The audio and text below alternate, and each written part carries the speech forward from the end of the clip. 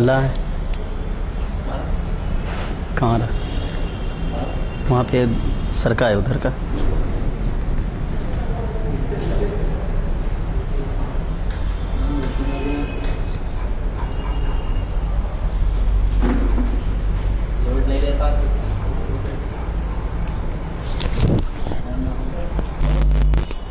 نہیں آ رہا. ادھر کھٹکا کھولے ادھر کا.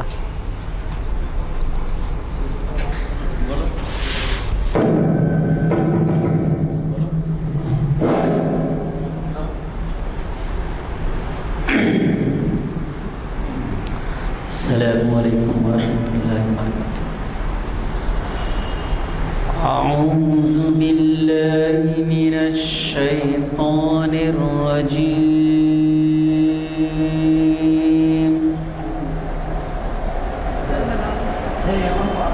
بسم اللہ الرحمن الرحیم.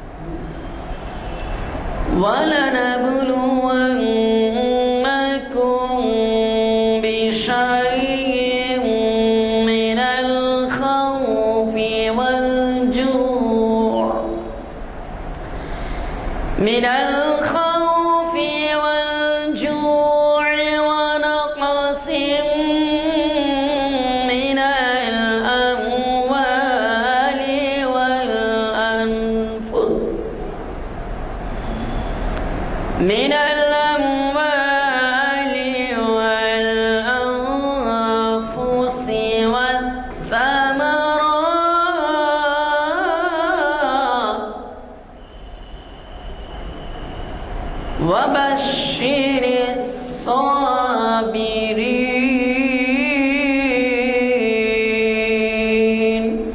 صدق اللہ العظیم. اللہ وبرکاتہ. اعوذ باللہ من الشیطان الرجیم. بسم اللہ الرحمن الرحیم. ان تجتنبوا الکبائر ما تنہون عنہ نکفر عنکم سیئاتکم وندخلناکم مدخلا کریما. صدق اللہ العظیم. برادران اکرام، یہ آیت جو میں نے ابھی تلاوت کی ہے یہ سورہ نساء کی 31ویں آیت ہے. اس آیت کے اندر اللہ تعالیٰ اپنا ایک اصول، ایک ضابطہ، ایک طریقہ کار ہم لوگوں کے لیے رہنمائی کے لیے ہدایت فرماتے ہیں. اب یہ اصول اور یہ ضابطہ کیا ہے؟ اب آپ اس آیت کے معنی پہ غور کریں. ان تجتنبوا الکبائر، ان तजतनिबुल कबाइर, अगर तुम कबीरा गुनाहों से इज्तनाब करोगे, रुकोगे, बड़े बड़े गुनाह से, कबीरा गुनाह बड़े बड़े गुनाहों से अगरचे तुम रुकोगे, बचते रहोगे, जिसको रुकने का हमने हुक्म दिया है, माँ तनहुना अनहु, जिसको ना करने की हमने हिदायत की है, हमने कह दिया कि ये काम नहीं करने के हैं तुम्हारे, और तुम उससे बचते रहे यानी नहीं करते रहे, तो फिर हम क्या करेंगे? अल्लाह ताला फरमाते हैं नुकफ्फिर अन्कुम, हम तुम्हारी छोटी छोटी बुराइयों को, गुनाहों को मेट देंगे, तुमको बचा लेंगे, माफ़ कर देंगे तुम्हारे छोटे छोटे गुनाहों को। नुकफ्फिर अन्कुम सय्यातिकुम, सय्यातिकुम कहते हैं गुनाहों को, नाफरमानियों को।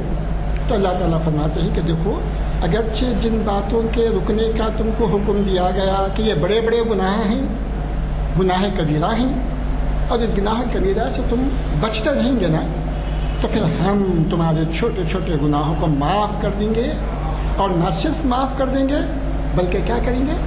नुदखिलनाकुम मुदखलन करीमा, हम दाखिल करेंगे तुम्हें दाखिल करेंगे मोअज़्ज़िज़ जगह पर।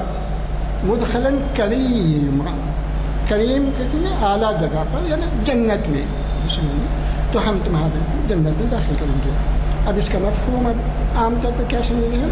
अगरचे हम अल्लाह के फजल से बड़े बड़े गुनाहों से बचते रहे, तो अल्लाह ताला इतना करीम और इतना गफूर और इतना रहीम है कि हमारे छोटे छोटे गुनाहों को माफ़ कर देंगे, नज़रअंदाज कर देंगे, और हमें आला मुकाम यानी जन्नत अता फरमाएंगे। अब ज़रा तफसील में जाइए कि कबायर, कबीरा गुनाह किसको कहते हैं? सबसे पहले जिन बातों को रुकने का अल्लाह ताला ने हुक्म दिया है कि वो कबीरा गुनाह है, तो कबीरा गुनाह असल में है क्या? कबीरा गुनाह किसको कहते हैं? अहादीस की रोशनी में, कुरान की रोशनी में, और फिर उलमा की बयानात के मुताबिक हमको ये जानना ज़रूरी है कि कबीरा गुनाह क्या है। तो अब इसके अंदर मुख्तलिफ जो है बातें हमको सामने मिलती हैं जिससे हमको बचना है अल्लाह के हुक्म से। तो कबायर से मतलब यहाँ पे सबसे पहला कबीरा गुनाह जो कुरान और हदीस की रोशनी में मालूम है कि वो पहला शिरक है, उसके बाद वालिदैन की नाफरमानी है, झूठ है, फिर सूरह नजम की आयत के अंदर ये बात बताई गई कबायर गुनाह में फवाहिश भी कबीरा गुनाहों में हैं। अगर हम इन बातों से बचते रहेंगे तो इंशाअल्लाह ताला अल्लाह ताला हमारी छोटी छोटी बातों को, छोटे छोटे गुनाहों और बुराइयों और नाफरमानियों को माफ़ कर देंगे, और हमको जन्नत में हमको आला दर्जा अता फरमाएंगे। माशाअल्लाह से हमारे आज के मुखर्रिर हमारे मतीनुद्दीन खादिरी साहब डॉक्टर हैं, तामीर मिल्लत के अहम सुतून हैं, और हमें यहाँ पर हर वक्त मुखातिब करते रहते हैं, खुसूस कर आपके जुमा के खुतबात, और फिर आपका सहाफ़त में भी बड़ा नुमाया जो है उसका इजहार होता है अखबारात वगैरह के ज़रिए। तशरीफ़ फरमा है इंशाअल्लाह वो आज हमें दुनिया और नबी अकरम की बासत से पहले और बाद, दुनिया रसूलुल्लाह सल्लल्लाहु अलैहि वसल्लम की बासत से पहले क्या थी, और आपके आने के बाद, आपकी जो है बासत के बाद क्या जो है दुनिया कैसे बनी, इस उन्वान पर जो है मुखातिब कर रहे हैं। ये हमारे आज जामिया मस्जिद आलिया की कॉन्फ्रेंस हॉल में ये नशिस्त मुनाक़िद की जा रही है। ये शरीयत इंफॉर्मेशन सर्विस की 828वीं नशिस्त है, और आज 11 अक्टूबर 2021 पीर का दिन है। मैं हमारे मुखर्रिर मतीनुद्दीन खादिरी साहब से दरख्वास्त करता हूँ कि वह आएँ और अपने खिताब से हमें मुस्तफ़िद होने का मौका अता फरमाएँ। मतीनुद्दीन खादिरी साहब। अल्लाहि बरकातहू। औज़ु बिल्लाहि मिनश शैतानिर रजीम। बिस्मिल्लाहिर रहमानिर रहीम।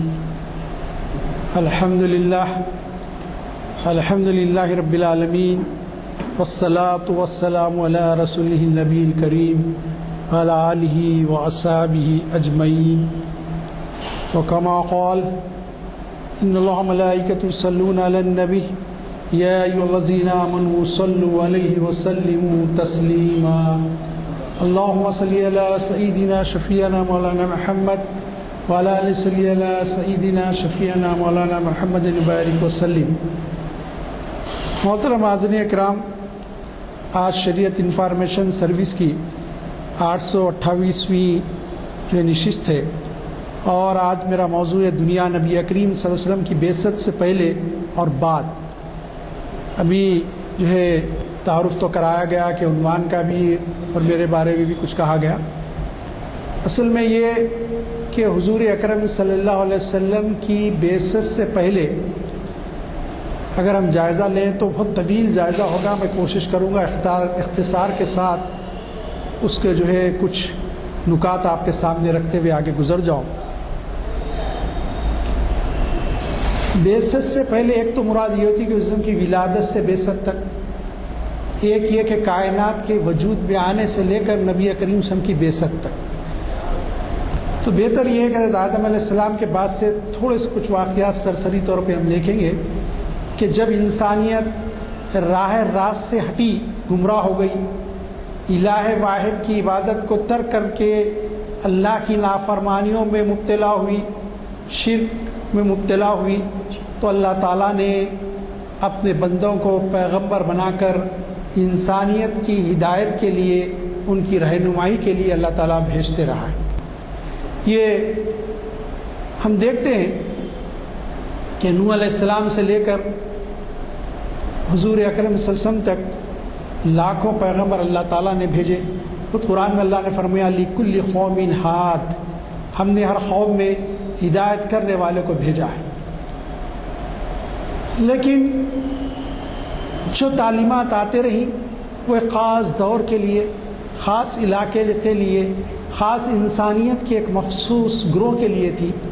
کوئی تعلیم ایسی نہیں آئی، کوئی ہدایت نامہ ایسا نہیں آیا جو عمومی نوعیت کا ہو اور سارے انسانوں کو دعوت فکر دیتا ہے، دعوت عمل دیتا ہو.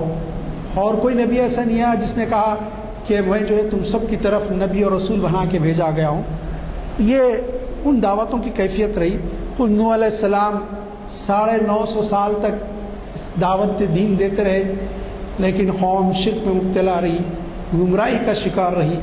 خود ان کی اہلیہ، ان کی بیوی ان کی نافرمان تھی. یہ کیفیت رہی.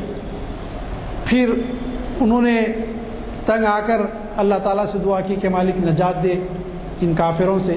پھر اللہ تعالیٰ نے سیلاب کا عذاب بھیجا، ان کو ہلاک کیا گیا. اسی طرح دوسرے بڑے بڑے پیغمبروں کی کیفیت بھی یہ رہی. سورہ یاسین ہم پڑھتے ہیں، اس میں اللہ تعالیٰ ایک واقعے کا تذکرہ کرتا ہے کہ اللہ تعالیٰ نے ایک قوم کی طرف ایک نبی کو بھیجا، اس کو جھٹلایا گیا تو دوسرے، بلکہ اس کو شہید کر دیا گیا تو دوسرے نبی سے اس کی مدد کی گئی. پھر اس کے بعد ان کو بھی جھٹلایا گیا تو تیسرے شخص کو بھیجا گیا نبی بنا کر کہ تم جا کے ان کی گواہی دو. ایک علاقے کی طرف، ایک قریے کی طرف 3 انبیاء آئے، ایک آدمی ایمان لانے والا نہیں نکلا.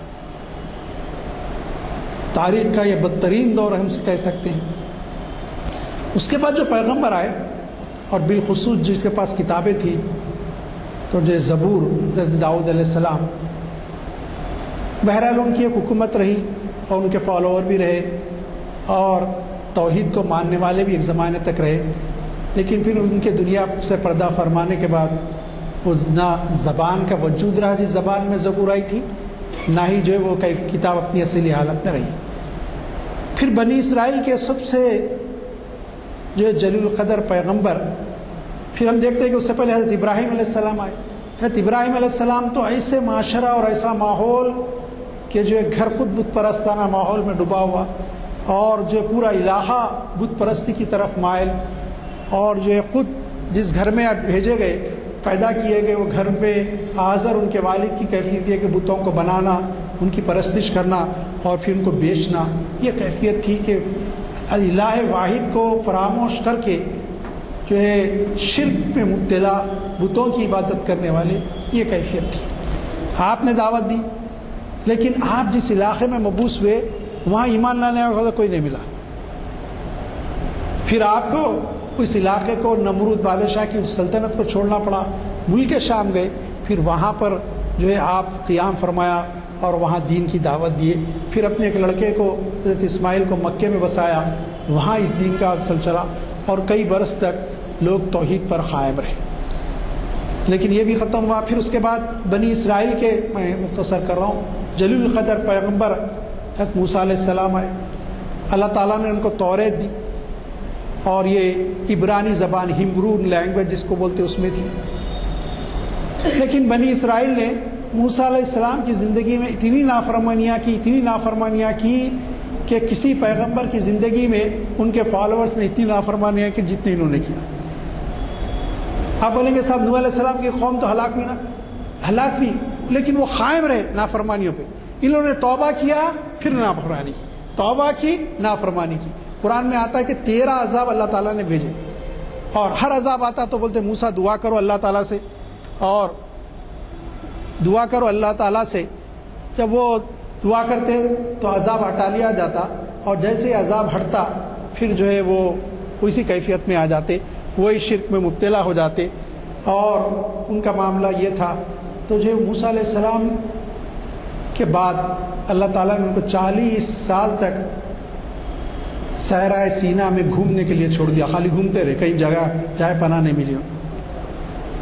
عزیزان گرامی، اب اس کے بعد جو جلیل القدر پیغمبر آتے ہیں عیسیٰ علیہ السلام، اخلاقی واعظ کے اعتبار سے، بند و نسا کے اعتبار سے، ان کے خطبات ناصری جو ملتے ہیں وہ بڑے اعلیٰ معیار کے خطبات ہیں، جو کچھ جس شکل میں بھی موجود ہیں وہ بہت اچھے ہیں۔ لیکن ان کے اوپر انہوں نے جو کتاب لائی تھی انجیل، وہ کتاب اصلی حالت میں نہیں ہے، اس میں بھی اتنی تحریفات کی گئی کہ قرآن اس کی گواہی دیتا ہے، خود یہ مانتے تھے کہ انہوں نے تورات، زبور اور انجیل میں تحریفات کی۔ پھر ایک اور معاملہ تھا، معاملہ یہ تھا کہ ان کے پردہ فرمانے کے بعد، دنیا سے اٹھا لیے جانے کے بعد آسمانوں پر جو ہے انہی کو خدا سمجھ لیا ان کے ماننے والوں۔ کسی نے تثلیث ٹرینٹی کا قائل ہو گئے، بی بی مریم، عیسیٰ علیہ السلام، روح الامین، جبریل امین، تینوں کو ملا کر خدا کہنے لگے۔ بعض نے تو کہا کہ عیسیٰ خدا کا بیٹا ہے، نعوذ باللہ۔ بعض نے کہا یہ خدا جو ہے ہماری ہدایت کے لیے دنیا میں آ گیا۔ اس طرح گمراہی کا شکار ہو گئے اور ان کی تعلیمات کو مسخ کر دیا۔ پھر ان کے پاس بھی 2 گروہ پیدا ہو گئے ان کے دنیا سے اٹھائے جانے کا۔ ایک گروہ کے دین کے بارے میں بڑا متشدد، ساری زندگی شادی نہ کریں گے، ایک تصور تجرد کا، ایک تصور زہد و تقوی کا اپنے ذہنوں میں بٹھا لیا، جس کا انسانی فطرت کے خلاف بات تھی۔ اور پھر جو ہے چرچوں میں جا کر بیٹھنے لگے، اور پھر وہاں کیفیت یہ ہوئی کہ وہ حرام کاریاں ہوئی کہ دنیا کانپ اٹھی۔ فطرت کے خلاف کوئی کام کریں گے تو جو ہے پھر وہ اس کا ری ایکشن ہوگا، نیوٹنز 3rd لا، جو ایکشن اور ری ایکشن ہمیشہ ایکول ہوتا ہے۔ تو ایکشن ہوا تو اس کا ری ایکشن بھی اتنا برا ہوا، اور آج بھی اس کی کیفیات یہ ہیں کہ حالیہ جو پوپ ہیں ان کو معافی چاہنا پڑا ساری دنیا سے کہ جو ہے ہمارے جو ہے ان کے جو فادرز ہیں انہوں نے چرچوں میں جو خود مرد بچوں کے ساتھ جو بدفعلی کی ہے، میں اس کے لیے معافی چاہتا ہوں۔ فطرت کے خلاف کوئی کام کریں گے تو یہ ہوگا، تو وہ اتنے زیادہ ایکسیڈنٹ۔ اب ایک وہ تھا کہ برائے نام عیسائی، وہ اصل میں دہریے تھے، ان کا عیسائی مذہب سے کوئی تعلق نہیں تھا۔ اب جو کچھ عیسائی دنیا تھی، ایک شخص تھا پالس، اس کو بعد میں سینٹ پالس بولے، وہ اصل میں یہودی تھا، اور اس نے جو ہے پوری عیسائیت کو گمراہ کیا کہ دنیا میں جو چاہے کرو، جیزس کرسٹ کو خدا کا بیٹا مان لو، قصہ ختم تمہارا، نجات کے لیے کافی۔ تو یہ تو بہت آسانی کی بات ہے۔ پھر دنیا میں اخلاقی حدود کا قائم رہیں گے، کردار کا قائم رہے گا، انسان جانوروں کی شکل میں زندگی گزارے گا۔ آج جو کچھ یورپ میں اور امریکہ میں ہوتا ہے، جانوروں سے بدتر صورتحال انسانوں کی ہو چکی ہے۔ آپ سنیں تو تعجب کریں گے، بول لیں، کیونکہ یہ لیکچر سنتے میں اس لیے واقعات نہیں بتا سکتا۔ آپ دیکھ لیجئے، جا کے یوٹیوب پہ آپ پڑھ لیجئے، اخبارات میں آتا رہتا ہے کیا ہے آج بھی۔ تو جو ہے وہ پھر ہم عیسائی ہیں، اور یہ کانسیپٹ۔ دوسری بات یہ کہ اخلاقی اعتبار سے انتہائی اقوام ساری پستیوں کا شکار تھی۔ گہرے عمیق گڑھے میں گر چکی تھی، اخلاقیات ختم ہو چکی تھی، ضلالت، گمراہی، غرور اور تکبر، بت پرستی، شرک، کفر کے اندھیروں میں ٹٹاٹوپ اندھیرے ان کے اوپر چھائے ہوئے تھے۔ دنیا بے قرار تھی، کوئی آئے جو ہم کو ہدایت دے، کوئی آئے جو ہماری رہنمائی کرے۔ عیسیٰ علیہ السلام کے بعد تو کوئی نہیں آیا۔ وہ دور تھا جس کو دور جاہلیت کہا جاتا ہے، تو یہ دور پوری دنیا کا تھا سب۔ اب تھوڑا میں مذاہب کا جائزہ لے رہا ہوں۔ یہودیت تو اب یہ ہو گیا تھا کہ ان کے پاس جو توحید کی دعوت لے کر آئے تھے موسیٰ علیہ السلام، اب ان کے فالوورز میں جو ہے یہ ہو گیا تھا کہ عزیر کو انہوں نے اللہ کا بیٹا قرار دے دیا تھا۔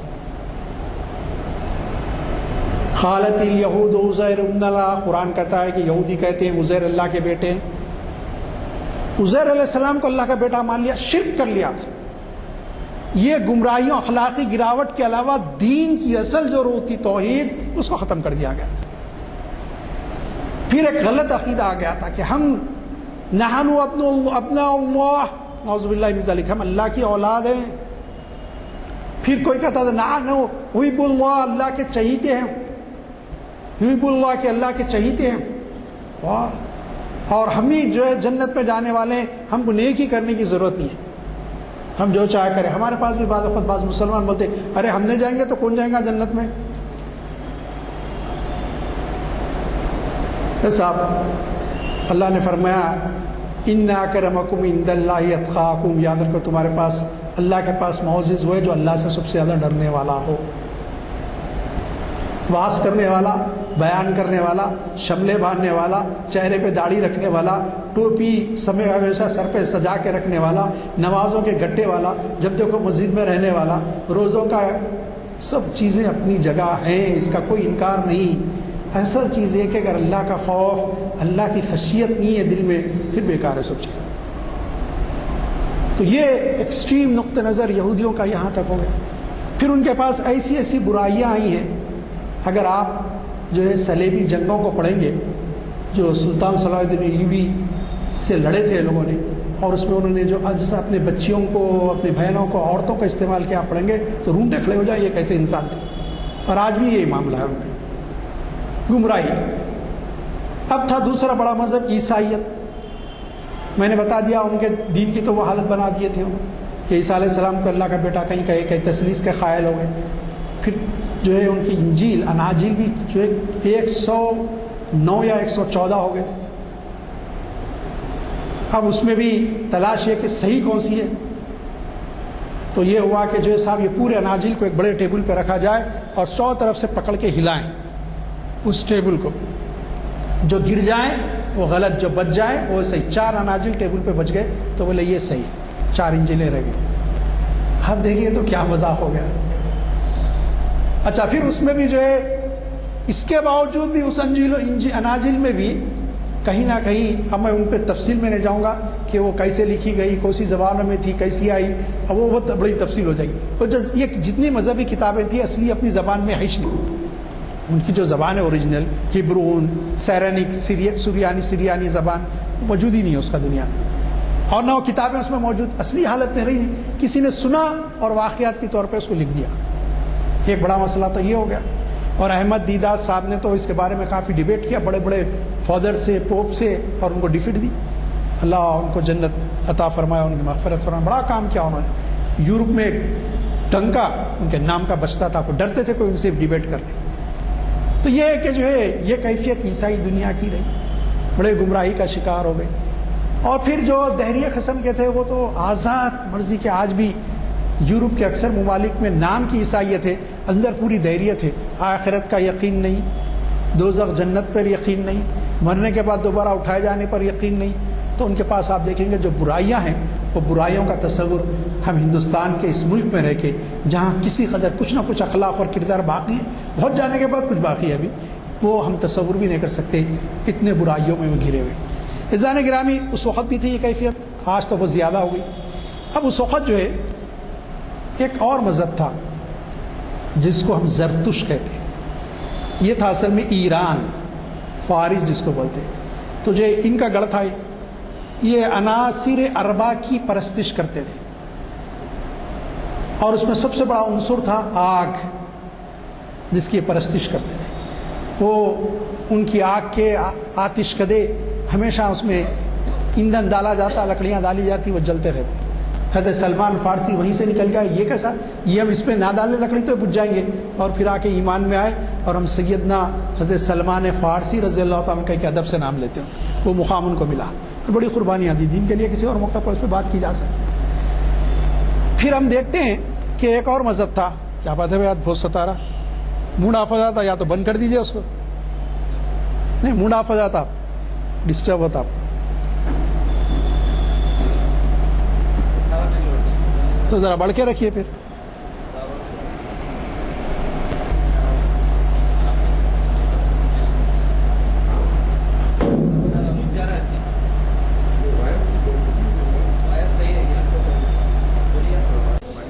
میں پیچھے ہٹ کے بات کرتا ہوں، بڑھ کے رکھ، بڑھا کے رکھیے۔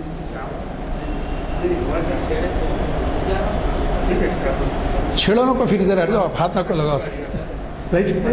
اچھا، تو یہ ہے کہ جو ہے ایک اور مذہب تھا، حول ولا قوت الا باللہ العلی العظیم، ایران کا تو میں تذکرہ کر دیا۔ تو وہاں پر یہ کیفیت تھی، اب اخلاقی جو تعلیمات ہے دین کی وہ کچھ بھی باقی نہیں تھی، وہ پوری کہ پوری جو ہے ختم ہو چکی تھی۔ ایک اور مذہب تھا بدھزم، وسط ایشیا میں کافی ممالک اس سے متاثر ہے، آج بھی Japan, Korea, Hindustan, Sri Lanka, China, یہاں اس کے بہت بڑے فالوورز آج بھی ہیں۔ ہندوستان میں تو ان کو مار مار کے بڑھا دیے یہاں سے، تبت کی طرف بھاگے، بہت مارے یہاں کے ہندوز لوگ، ان کے پورے جو ہے بت کدے جتنے تھے سب کو توڑ کے ڈال دیے۔ تاریخ ہے، پڑھیے کبھی آپ، پتہ چلے گا یہ لوگوں نے کیسا ظلم ان کے اوپر ڈھایا۔ تو بدھسٹ پہ تو یہ تھے۔ اب ان کا معاملہ یہ ہوگا، گوتم بدھ کی تعلیمات کے بارے میں جو کچھ تاریخ میں ملتا ہے، انہوں نے ایک بات کہی تھی کہ دیکھو ایک خدا کی عبادت کرو، تمہارا مہا پربھو ایشور ایک ہے، اس کی عبادت کرو۔ پھر کہا کہ میں آخری بدھا نہیں، آخری بدھا 10,000 انفاس قدسی کے ساتھ آئے گا شہر مکہ میں۔ حضور صلی اللہ علیہ وسلم کا صاف صاف اشارہ دے دیا، تم جب وہ آ جائیں تو پھر ان پہ ایمان لانا، ان کی اتباع کرنا۔ یہ گوتم بدھ کی تعلیمات تھی۔ تو اس کے مطابق ہم تو نہیں کہہ سکتے، لیکن بعض علماء سمجھتے یہ ہیں کہ شاید ان کا لفظ ہے یہ بھی اللہ کے نبی رہے ہوں، کہ ان کی تعلیمات بڑی پیاری ہیں۔ تو اب اس کے علاوہ اور بھی قبائلی مذاہب تھے، اور اس میں سب سے زیادہ بڑا گروہ تھا ہندوستان میں۔ یہ کوئی مذہب نہیں تھا، ہندوازم یاد رکھ لیجیے آپ، یہ قبائلی رسم و رواج کچھ تھے، جس کو بعد میں مسلمانوں نے کہا یہ ہندو، ان کو متحد کیا، ہندو نام دے کر اور بنائے۔ ان کے ہزاروں بلکہ کروڑوں خدا، ہر علاقے کا، ہر ڈسٹرکٹ کا، ہر محلے کا، ہر شہر کا خدا، اور آج بھی وہ کیفیت ہے۔ اب کوشش کر رہے ہیں کہ رام کے نام پہ سب کو متحد کیا جائے، تو یہ ہم کو کوئی اعتراض نہیں ہے، کوئی کسی کے نام پہ متحد ہوتا تو ہو جائے، لیکن حقائق جو ہے میں بتا رہا ہوں کہ دنیا اس وقت کیا کیفیت تھی۔ اور بت پرستی، جو اصل ہمارا خالق ہے اس کو چھوڑ کر بتوں کی عبادت، پوری دنیا کا یہ حال تھا۔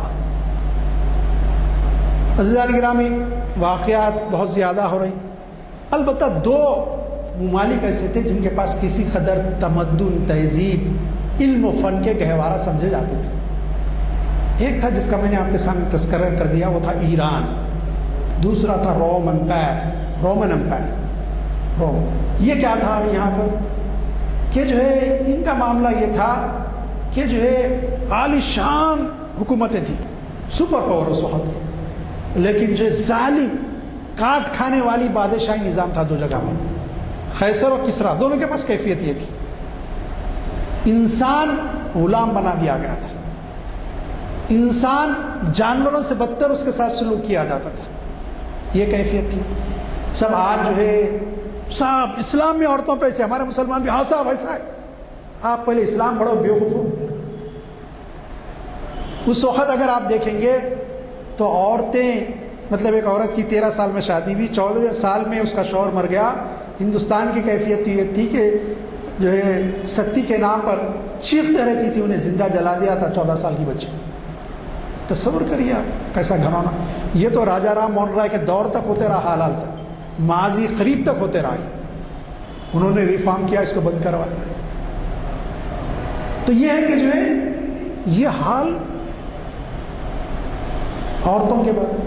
چائنیز، ان کی تہذیب تھی چائنا میں بھی. اب سنیے، میں چائنا کو چھوڑا تو چائنی بھی تہذیب تھی اور وہاں ذرا بدھزم تھا، لیکن ان کے پاس بھی یہ تھا کہ عورت کو بدرو سمجھتے تھے. عیسائی دنیا یہ کہتی تھی، بنی اسرائیلی دنیا پوری، عیسائی اور یہودی یہ کہتے تھے کہ آدم علیہ السلام کو غلطی کرانے والی عورت اصل گناہ ہے. یہ منبع گناہ ہے، سرچشمہ گناہ، اس سے گناہ ہونے والا ہے. صاحب کیا حال بنا کے رکھا تھا دنیا کا. خود عالم عرب کی کیا کیفیت تھی. قبائل جن کے پاس توحید کے نغمے تھے، جن کے پاس توحید کی تعلیم تھی، ابراہیم علیہ السلام، اسماعیل علیہ السلام کی، ان کی کیفیت تو یہ تھی، اوپر تو ایک خدا کو مانتے تھے. اگر کوئی پوچھے کہ بھئی تمہارا پروردگار کون ہے تو کہتے اللہ. سمندروں میں جب سفر کرتے تو اللہ کو پکارتے. جب کشتیاں جھونکے لے کھانے لگتی ہوا سے، طوفان میں گر جاتی، جب زمین پہ آتے تو پھر غیر اللہ کی منتیں مانگتے، بتوں کی.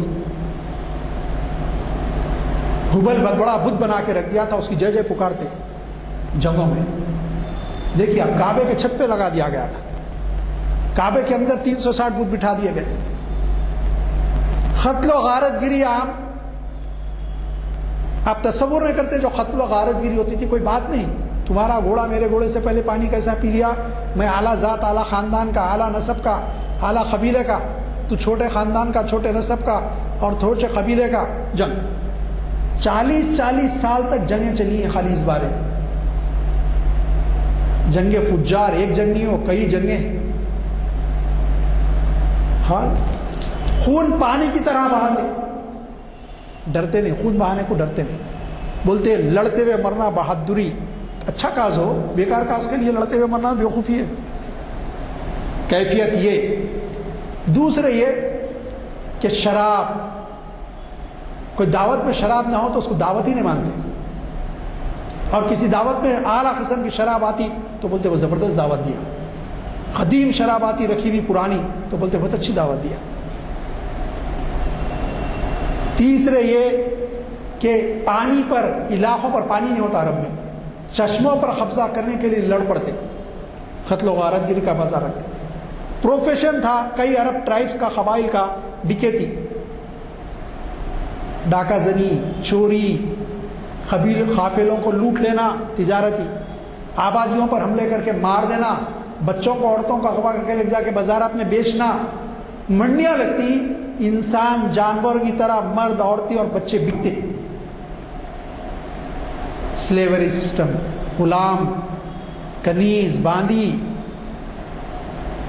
اخلاق نام کی کوئی چیز نہیں، ختم ہو چکی تھی. تہذیب، تمدن عربوں کے پاس کچھ نہیں تھا، کوئی تاریخ نہیں تھی. انسانوں کے لیے کوئی کارنامہ انہوں نے کبھی انجام نہیں دیا تھا. ان کو تو وحشی بیکار سمجھتے تھے روم والے اور ایران والے، اس لیے ان کے پاس آتے بھی نہیں تھے. جاؤ کیا کرتے وحشیوں کا، نہ جا کے ٹرائب سے، ٹرائبل قوم. عربوں کی یہ کیفیت تھی.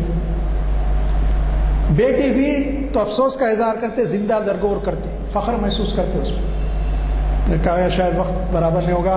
اقبال نے، پہلے قرآن مجید رکھتا ہوں، سورہ روم میں اللہ تعالیٰ نے ارشاد فرمایا، اعوذ باللہ من الشیطان، بسم اللہ الرحمن الرحیم، ظہر الفساد فی البر والبحر بما کسبت ایدی الناس. کیا ہو گیا تھا؟ ان لوگوں نے جو اپنے ہاتھوں سے گناہ کیے تھے اس کی وجہ سے زمین، خشکی، پانی، تری کا کوئی مقام ایسا باقی نہ تھا جو فساد نہ ظاہر ہو گیا. ان کے شرک کی وجہ سے، ان کے برے اعمال کی وجہ سے. کیفیت یہ تھی. ویسے وقت نبی کریم سے مبعوث ہوئے. اقبال نے اس کا نقشہ کھینچا شکوہ میں، ہم سے پہلے تھا عجب تیرے جہاں کا منظر، ہم سے پہلے تھا عجب تیرے جہاں کا منظر، کہیں مسجود تھے پتھر کہیں معبود شجر، کہیں مسجود تھے پتھر کہیں معبود شجر، ہو گرے پے کرے محسوس تھی انسان کی نظر، مانتا پھر کوئی اندیکھے خدا کو کیوں کر، وہ مانتا کوئی بھی بغیر دیکھے، تجھ کو معلوم ہے لیتا تو کوئی نام تیرا، قوت بازوئے مسلم نے کیا کام تیرا، بس رہے تھے یہی سلجوق بھی، تورانی بھی، زبردست قومیں تھی یہ، اہل چین، چین میں، ایران میں ساسانی بھی، اسی معمورے میں آباد تھے یونانی بھی، اسی دنیا میں یہودی بھی تھے نصرانی بھی، پر تیرے نام پہ تلوار اٹھائی کس نے، بات جو بگڑی ہوئی تھی وہ بنائی کس نے. یہ کیفیت تھی جس کا نقشہ اقبال نے اپنے شاعری کے الفاظ میں کھینچا ہے. عزیزان گرامی، نبی کریم صلی اللہ علیہ وسلم کو اللہ تعالیٰ نے ایسے دور میں 6 صدی ہجری میں بھیجا جبکہ جو ہے دنیا کی یہ کیفیت تھی. پھر جب آپ تشریف لائے تو آپ نے تن تنہا، دیکھیں یتیم و اسیر، کوئی مددگار نہیں، کوئی بھائی نہیں، کوئی بہن نہیں حقیقی. عموماً بھائی بہن ہو تو مددگار ہوتے. تن تنہا اس دعوت کے کام کو لے کے اس کا بیڑا اٹھے، اور اللہ نے فرمایا ہم نے تنہا تم کو عالم عرب پر غالب کر دیا. آپ کی کوششوں سے وہ عرب جو بت پرست تھے، وہ عرب جو شراب کے شیدائی تھے، وہ عرب جو خون ریزی عام کرتے تھے، وہ عرب جو بیٹیوں کو زندہ درگور کرنے پر فخر محسوس کرتے تھے، وہ عرب جو بدو اور جاہل تھے، ان کو جب تعلیم دی تو کیفیت ان کی ایسی ہو گئی کہ وہ توحید اور رسالت کا ڈنکا بجانے نکل پڑے، ہر طرف نکل پڑے، اور انہی کی دعوت سے دنیا توحید کے سے روشناس ہوئی اور اسلامی تعلیمات کو جو ماننے کے لیے، قرآن کو تھامنے کے لیے تیار ہو. تو عزیزان گرامی، یہ کیفیت جو ہے اس وقت تھی. اس وقت جو ہے آپ کی تعلیم سے انسانوں کے دلوں کی کیفیت بدل گئی. جو دل کفر و شرک کا گہوارہ تھے وہ نور توحید سے منور ہو گئے. وہ ذہن جو اپنے لیے سوچتے تھے اوروں کی ہمدردی کے لیے کھل گئے. وہ ہاتھ صرف لوگوں کے لیے مہار دھاڑ کا کام کرتے تھے، ظلم و ستم ڈھاتے تھے، لوگوں کو انصاف دلانے اور لوگوں کے تحفظ کے لیے، پروٹیکشن کے لیے اٹھنے لگے. اور وہ ہاتھ اٹھنے لگے تلوار کے ساتھ حق کے لیے، اعلاء کلمت الحق کی بلندگی کے لیے، بلند کرنے کے لیے اٹھنے لگے. کیسی تبدیلی ان کی زندگی میں آئی. شاعر نے کہا جو نہ تھے خود راہ پر اوروں کے ہادی بن گئی، وہ کیا نظر تھی جس نے مردوں کو مسیحا کر دیا. مردے زندگی تھی، زندگی کا مقصد کچھ نہیں تھا ان کے پاس، لیکن ویسے ہو گئے کہ کیفیت بدل گئی. کون آگے تھے؟ وما ارسلناک الا رحمۃ للعالمین، ہم نے آپ کو رسول بنا کر نہیں بھیجا مگر سارے جہانوں کے لیے رحمت للعالمین تشریف لا چکے تھے. وہ تشریف لا چکے تھے. اب کیا تھا؟ سارے حالات اور سارے زمانے میں ایک انقلابی کیفیت ہے. سارے آنے کے باوجود لوگ بے چین تھے، بے قرار تھے. حضرت سعید بن زید رضی اللہ تعالیٰ عنہ فرماتے ہیں، یہ عشرہ مبشرہ کے بہت بڑے صحابی ہیں، یاد رکھ لیجیے. اور جو وہ فرماتے ہیں حضرت عمر بن خطاب کے بہنوئی ہیں حضرت سعید بن زید رضی اللہ عنہ. یہ فرماتے ہیں میں اپنے والد کے ساتھ نوجوان کم عمر لڑکا تھا، کعبے کا طواف کرتا. تو میرے والد جو ہے کعبے کا طواف کر کے کہتے مالک میں ان بتوں سے عبادت نہیں کرتا ان کی، مگر مجھے نہیں معلوم، میں دین ابراہیم پہ ہوں، مجھے نہیں معلوم آپ کی عبادت کیسی کری جائے، کیسا پکارا جائے. مالک کسی کو بھیج دے تاکہ میں اس کی بات سن کے اس پہ عمل کروں، میں تو ایک ہی اللہ کو ماننے والا ہوں. ایسے صدائیں ضرور لگتی تھی لیکن لوگوں کو کوئی ہدایت دینے والا نہیں تھا. وہ ہادی برخ نبی کریم صلی اللہ علیہ وسلم تشریف لائے، آپ کا ظہور ہوا تو جو ہے کیا اقبال نے کہا تھا، وہ دانا سبل ختم رسول مولائے کل، جس نے غبار راہ کو بخشا فروغ وادی سینہ. نگاہ عشق و مستی میں وہی اول وہی آخر، وہی قرآن وہی فرقان وہی یاسی وہی تھا صلی اللہ علیہ وسلم. وہ جب آ گئے تو پھر پورے عالم عرب کی کیفیت بدل گئی. وہ بنجر زمین عرب کی جہاں کوئی تاریخ نہیں تھی، تہذیب نہیں تھا، تمدن نہیں تھا، وہ تاریخ بنانے والے، تہذیب اور تمدن اخلاقیات کا درس دینے والے معلم بن گئے. زمانے کو ایسے نمونے قائم ہو گئے. آج دنیا عاجز ہے حضرت ابو بکر کا نام لینے کے لیے، حضرت عمر کا نام لینے کے. اگر خلافت کرنا ہو، نظام خلافت، میں تفصیل میں جاؤں گا، نہیں وقت نہیں، مغرب کا وقت قریب آ رہا ہے. نظام خلافت کیا ہے، حکومت کرنا ہو تو حکومت کیسے کی جا سکتی ہے؟ ابو بکر عمر کے دور کو دیکھو رضی اللہ تعالیٰ عنہما. آج دنیا آج بھی قائل ہے اس بات کی. لڑنا ہو تو خالد بن ولید کی تدبیر کو دیکھو، کمانڈر ان چیف بننا ہو. حیا کرنا ہو تو شرم و حیا عثمان بن عفان کی اور ان کے خیر خیرات سخاوت کو دیکھو۔ عزیزان گرامی، ایک ایک صحابی دنیا انسانیت کا چمکتا ستارہ بنا۔ اس لیے نبی صلی اللہ علیہ وسلم نے فرمایا اصحابی کا نجوم فبأیہم اقتدیتم، میرے صحابہ ستاروں کے مانند، تم کسی ایک کی بھی پیروی اتباع کرو بس کامیاب ہو جاؤ گے، نجات پا جاؤ گے۔ یہ کیفیت ہوئی، ایسے زمانے کے زبردست لوگ پیدا ہو گئے جہاں سے علم و فن کی شمع بجھی۔ اور میں آپ کو بتاؤں، آج جو ہے آپ کے نظر کو جو خیرہ کرتی ہیں یورپ کی چمک، وہ اس وقت ڈارک ایجز میں تھا، انگلش میں کہتے ہیں ڈارک ایجز، اندھیرے میں تھا، علم فن کچھ نہیں تھا۔ جب مسلمانوں نے اسپین فتح کیا، یہ علم کی روشنی اسپینک لینگویج میں، ہسپانی زبان میں، اسپینک لینگویج میں پہلے ٹرانسلیٹ کی گئی، وہاں سے انہوں نے اس کام کو لے کر ریسرچ کیا، آگے بڑھے، اور ہمارا کیونکہ ہم اقتدار کے اس میں نشے میں رہ گئے، انہوں نے اس کو اٹھا لیا علم کے علم کو، اور وہ پھر دنیا کو مسخر کرنے آگے بڑھ گئے، ہم پیچھے رہ گئے۔ یہ ہمارا دیا ہوا علم کو پورا، تفصیلات میں جانے کا وقت نہیں کہ بہت ساری باتیں ہیں، لیکن یہ ہے کہ یہ کیفیت ایک زمانے کو سکون مل گیا نبی کریم صلی اللہ علیہ وسلم سے، اور زمانہ حق کا متلاشی تھا، وہ حق بتا دیا گیا، اور الہ واحد کی لوگوں کو تعلیم دی گئی، اور عورتوں کو مقام دے دیا گیا کہ کہا گیا اگر کس کے گھر کے زندہ دفن کرنا تو چھوڑ دو، 3 لڑکیاں ہیں، اس کی صحیح تعلیم تربیت کرے، بیاہ دے دے باپ، تو اس کے لیے جنت، حضور نے خوشخبری دی۔ ایک صحابی کھڑے ہو گئے، اسلم میرے پاس 2 لڑکیاں، فرمایا 2 کی بھی کرا جنت۔ ایک صحابی کھڑے ہوئے، اسلم میرے پاس 1 ہے، کہا جس کے پاس 1 لڑکی ہو اس کی بھی صحیح تعلیم اور تربیت اور اس کو بیاہ دے، اس کے لیے بھی جنت۔ دیکھیے آپ کیسی مجدے سنائے گئے، کیسے خوشخبریاں دی گئی۔ پھر ماں کے روپ میں حد یہ ہے کہ عورتیں، ایک آدمی 100 شادیاں کرتا، لوگ پوچھتے حضور کی 11 ازواج کیسی تھی، 100 50 تاریخ اٹھا کے دیکھیں۔ حضور نے تو 4 پہ والا نہیں، 4 سے حضور نے بیان کیا، اسلام آ کے 4 سے بڑھ کے نہیں کرنا، اور بھی شرط لگائی عدل کر سکتے تو 4، پھر 1 کافی ہے، نا تو صاف بتا دیا گیا، قرآن واضح کام ہے قرآن کی، عدل نہیں کر سکتے تو جو یہ تو اسلام نے روک لگائی۔ پھر وہ مائیں سوتیلی اولاد اپنے میں تقسیم کرتی، میراث ترکے کی جیسا تقسیم کی جاتی، اس طرح عورتوں کا کیا مقام تھا؟ کوئی مقام نہ تھا۔ اسلام نے عورت کو ماں کے روپ میں کہا، کال جنت تحت الاقدام امہاتکم، یاد رکھو تمہاری ماؤں کے قدموں کے نیچے تمہاری جنت ہے۔ بہن کا مقام بتایا، بہن کی عظمت اور عفت بتائی، بھائی پہ اس پہ ذمہ داریاں عائد کی۔ دیکھیے آپ، بیوی کو شوہر کے برابر مقام دیا گیا، خوام مرد ہے، لیکن جو ہے انصاف کا معاملہ آئے گا تو شوہر اور بیوی کے حقوق ہے، اس کے حق اس پہ، اس کا حق اس کے اوپر، ایک دوسرے کے اوپر حقوق ہے دونوں کے، یہ مقام دیا گیا۔ کہا تم میں سب سے بہتر وہ ہے جو اپنے اہل و عیال کے ساتھ سب سے بہتر ہو، اور تم میں سب سے بہتر میں اپنے بیویوں کے ساتھ رہتا ہوں۔ حسن سلوک دیکھے تھا، سیرت طیبہ پڑھ کے وقت نہیں ہے تفصیلات میں جائے، یہ کیفیت اس وقت تھی۔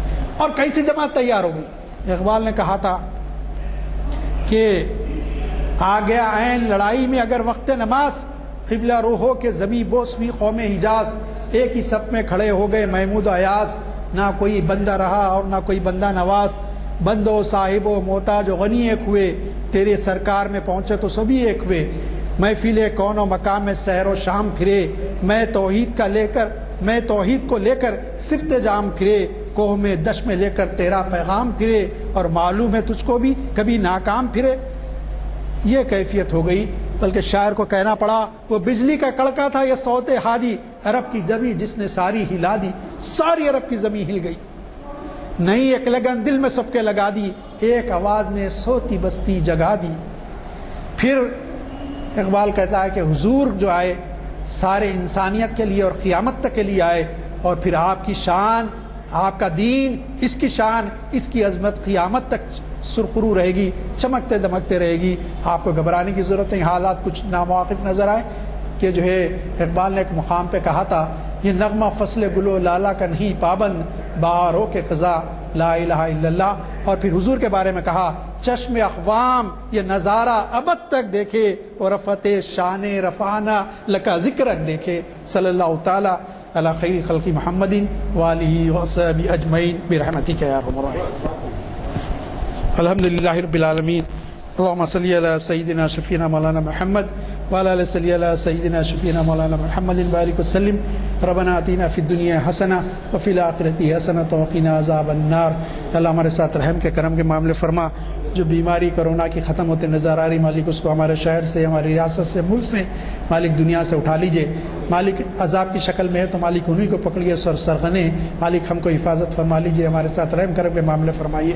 مالک دنیا میں جب تک زندہ رکھیے، اسلام پر زندہ رکھیے، ہم سب کا خاتمہ ایمان فرمائیے، ہم میں جو بیمار ہیں ان کو شفا کلی عطا فرمائیے۔ مالک روحانی امراض سے شفا دیجئے، جسمانی امراض سے شفا دیجئے، ہم کو اور ایک نیک بنا دیجئے، مسلمانوں میں اتحاد اتفاق عطا فرما دیجئے، اخلاص سے عمل کی توفیق ہم کو عطا فرمائیے۔ صلی اللہ تعالی علی خیر خلق محمد وآلہ وصحبہ اجمعین برحمتک یا ارحم الراحمین۔